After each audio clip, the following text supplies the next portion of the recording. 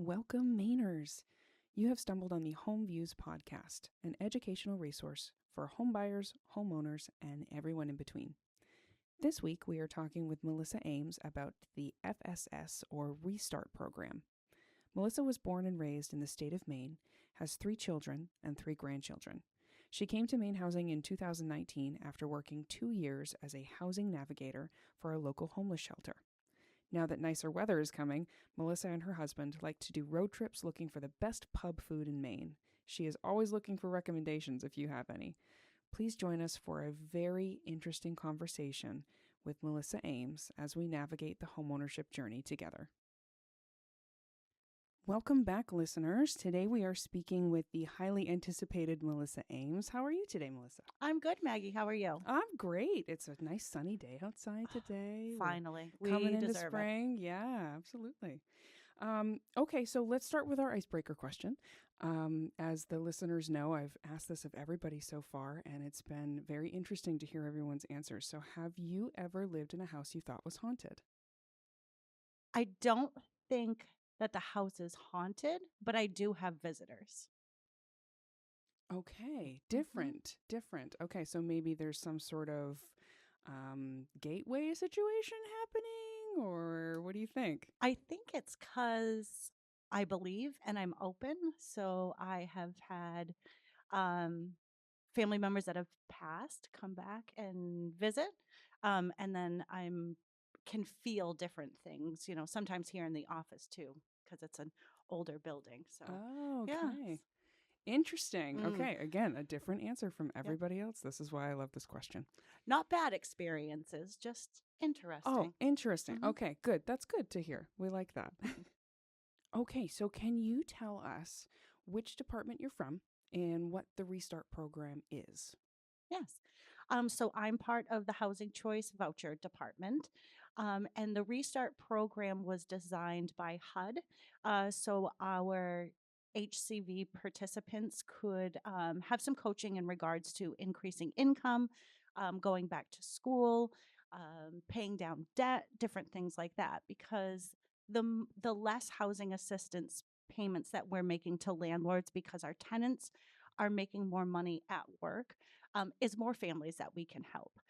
So it's getting that population back into the workforce, getting the training that they need, the resources that they need, that comes with the coaching. Wonderful. That sounds like a really wonderful program. We've actually had quite a few guests on that have mentioned either the Restart program or yourself. So I feel like this episode has been anticipated almost. Oh, I love that. Up to this point. I always try to tell people that I literally have the best job at Maine Housing Authority. I get to be a cheerleader for people that are looking to better their lives, whether that's little small goals that could just be uh, learning to read a credit report, applying for a job, uh, getting your resume beefed up, different things like that.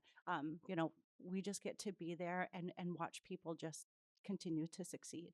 That must be really rewarding for you to come into work and be able to do that. Is it just you that's monitoring these things, or do you have a team of people as well? So it's just myself and my counterpart, Nicole Sayers. Um, I'm very blessed to have her. We work so well together. I feel like she's the yin to my yang. We can bounce ideas off from each other, and having a relationship like that in such a small HCV is a large department, but it's just Nicole and I in regards to Restart or family self-sufficiency, as HUD calls it. Um, but we're just able to, because we work so well together, we can help so many people. And, if a participant is better off being coached by her, we can make those moves, different things like that. So it's great having a wonderful working relationship. That's great. That's great. How would someone go about using the Restart program? Think about folks coming in off the street and they're hearing about this for the first time. How would they go about using this program? So you do have to be a part of different housing authorities. So you have to hold either a housing choice voucher, could be a project-based voucher, mod rehab. different things like that. So it's always good to reach out because there are 9 different housing authorities in the state of Maine that administer this program. But you would want to just reach out to either Nicole or I. We do a little bit of an application process. HUD states that we can only um, screen for motivation. So we try to do that. It's a very important program, and there's only a number of spots that 2 coordinators are able to provide to people. We want to be able to ensure that we're providing the best coaching possible. So we send an application, but the application process is literally just telling us what your goals are going to be for the next 5 years, and your goals could be anywhere from a part-time job, going back to get your GED, looking for resources to re-enroll in school, paying down debt, and then any personal health, family goals that you have for yourself, whether it's even just finding a doctor. Those are resources that Nicole and I can try to help provide to you or point you in the right direction on where to go. Wow, it sounds like you really cover the whole scope of someone who's using this program and making sure that they are set up for success wholly, not just in one particular piece of their life as they look to better themselves and better their financial situation. That's really cool. Yeah, it is. It's really nice. And a lot of our participants, it's just having that person that they can call, whether they're having a good day or a bad day, to whether it's vent or just run ideas by that they might not have in their personal or family life, that they don't have that person that they can reach out to. I have a few participants I talk to daily through text messages, and it's sometimes it's just updates during the day, or before we switched to the new phone system, and we could get pictures and stuff through text messages. It would be pictures of someone's cat or their kids or the dance recital that their child just went to over the weekend. So it's not about Maine Housing and that Nicole or I are authority figure for our participants. We're literally just there to coach them and to be their cheerleader. Yeah, it seems more like you're building a relationship with someone rather than just sort of this one-time transaction between the two of you. Yeah. Yeah. Yeah. Nice. That's Yeah. great. It takes time to build that, but it's important, especially for their success, that they can share those ups and downs with us. Yeah. Yeah, I would imagine so, for sure. Um, do you have some data that you could share with the listener about the people that you've helped in the past few years, maybe? Yep. Since I took the program in 2024, and I'm very blessed, the previous coordinator, Lori Glidden, did a ton of hard work to get the program to where it is, the processes, the participation, having that baseline. And so she really set me up to kind of take it off and just really do some crazy marketing to reach out to people. Currently, we have 105 participants on our program, and we cover from the Canadian border all the way down to the New Hampshire border. So our program's a little bit different through some of the other housing authorities, like Bangor, Portland, Westbrook, different places like that, where they kind of have their own properties. MaineHousing doesn't own any of our own properties, so we're all what they call market units. So out in the community, people finding units and different things like that. So with the 105 active participants, currently we have 64 that are escrowing, and we can kind of chat about escrow. But currently sitting in those 64 participants' escrow account is a little over $372,000. And since 2024, we have had 12 graduates with a total payout of a little over 185,000 between those 12 people. Wow. It's incredible. That is incredible. Yep. So to speak on the impact that you have and the relationships that you're able to build with these people, that is a really wonderful number. To know that you've helped that many people, that is fantastic. It's crazy because I just get to watch them succeed, and I get to see this money build for them, and they talk to you about, their dreams and what they're going to do. And sometimes people will call and say, I'm having a really bad day. I want to quit my job. What do I have in my escrow account?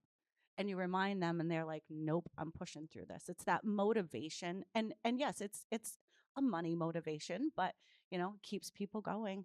So, Yeah, hmm yeah. Okay, so you said you'd talk a little bit about escrow because, hmm there might be listeners that aren't familiar with that word or maybe are familiar with it in a different way. For example, I'm from the homeownership department. So, escrow to me means you're escrowing your taxes and insurance with your mortgage payment when you get a loan with one of our lending partners. So, as far as it goes for the Restart program, what does escrow mean? Um, so when somebody comes onto our program, so you do have to be in a unit before coming in. You know, have to have that subsidy with the Housing Choice Voucher Department. You come on with your baseline income. So you could have a zero income, you could have an employment income, SSI, SSDI, child support, TANF. You don't have to be employed at time of coming on the program. You just want to have to be employed because this is an employment program. So to graduate, restart, you do have to be employed at the end of it, whether it's part-time, full-time, and not receiving TANF benefits. You can be receiving other state supplements like SNAP benefits, different things like that. You just can't be receiving TANF. So how the escrow works is when you come on with your baseline income, however much money that is, um, once we increase your income again, whether it's at a recertification, um, and that rental increase goes up. So your rental portion goes up because of employment income only. We'll start matching that difference in an escrow account for you. So if you come on the program and your rental portion is $450 because of employment right now, so you would have to go above that $450 tenant payment to your landlord in order to start escrowing. When somebody comes on with zero income and they get a job, you know, they do start escrowing a lot quicker sometimes because that rental portion goes up automatically. So it's going to be the difference between what you came on and what you were paying for rent and then what that employment income kicks you up to a new rental portion. So, you know, depending on the person, they could come on with, you know, a lower income and then they get a raise at work or a promotion or go into the Maine apprenticeship program, different things like that. You know, building that employment income is how you escrow. Gotcha. Okay, so it depends on the situation for the person. Like every situation is different. There's Every no like situation is different. one cookie cutter thing for each person. That's great Yep. that it changes for everybody's different situations because we know, as we know, everyone has something different Yep. going on in their life. Yeah, it's your own goals. If part-time employment 10 hours a week is what you're able to do for employment, there's nothing wrong with that. You know, just even trying to get back to work is rewarded.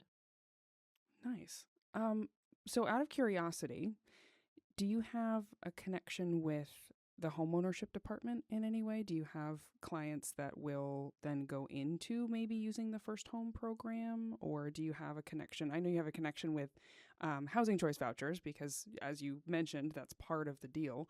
Do you have a connection with like homeless initiatives or any of the other departments around Maine Housing?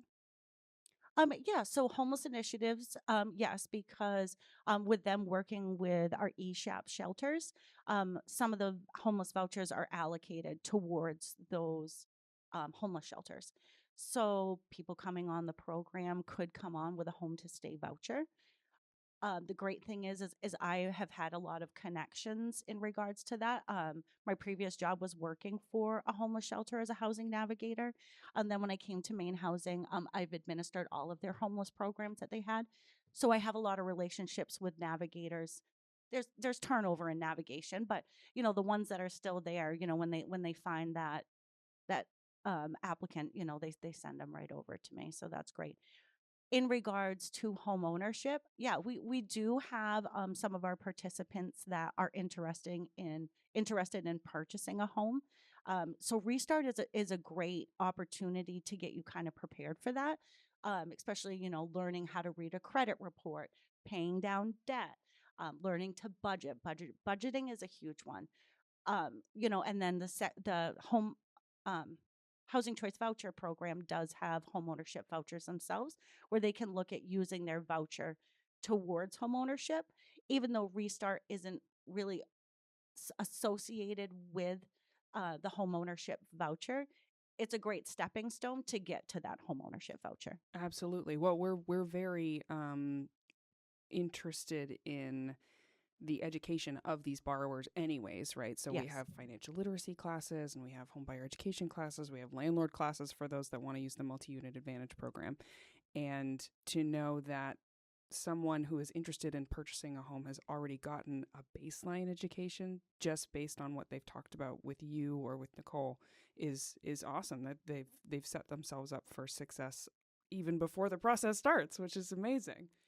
Yeah, it's very cool. We actually have a family right now who's moving towards using their voucher towards homeownership, and I believe they're closing in the next month. And it's huge for this family. It's a real win. So Yeah. you know, homeownership is not easy, and it's not for everybody, and it doesn't have to be for everybody. No, it does not. You just have to prepare yourself and get yourself educated to own a home. Yes, yes.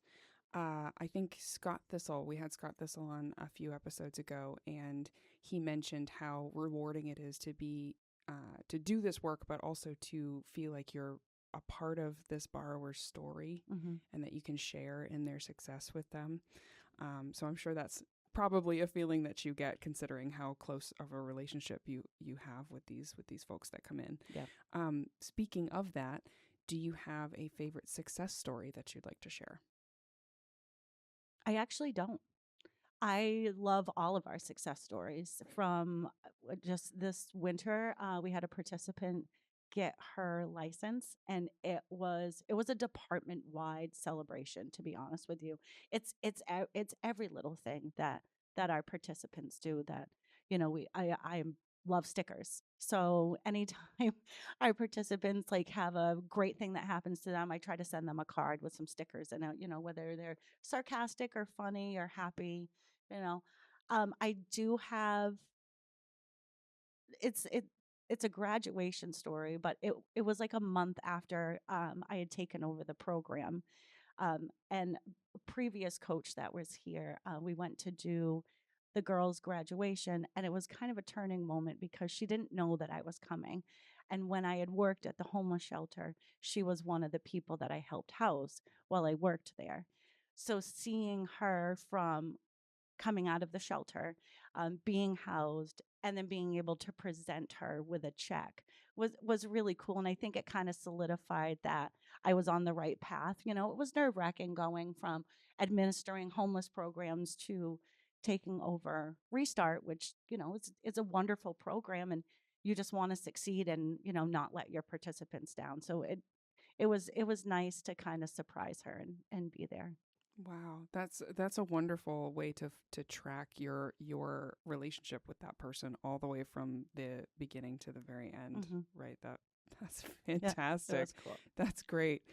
I don't know if anybody can hear on the other end, but I have been just a big wide grin this entire time we've been talking, because this is just such a such a positive program, and to be involved in all of these really great success stories is wonderful.